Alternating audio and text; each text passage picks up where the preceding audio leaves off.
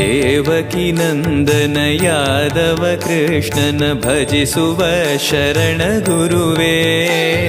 ಜಾನಕಿ ರಮಣನ ಶ್ರೀ ಜಯ ರಾಮನ ಪೂಜಿಪ ಹರಿಯ ಮಗುವೇ. ದೇವಕಿ ನಂದನ ಯಾದವ ಕೃಷ್ಣನ ಭಜಿಸುವ ಶರಣ ಗುರುವೇ. ಜಾನಕಿ ರಮಣನ ಶ್ರೀ ಜಯ ರಾಮನ ಪೂಜಿಪ ಹರಿಯ ಮಗುವೇ.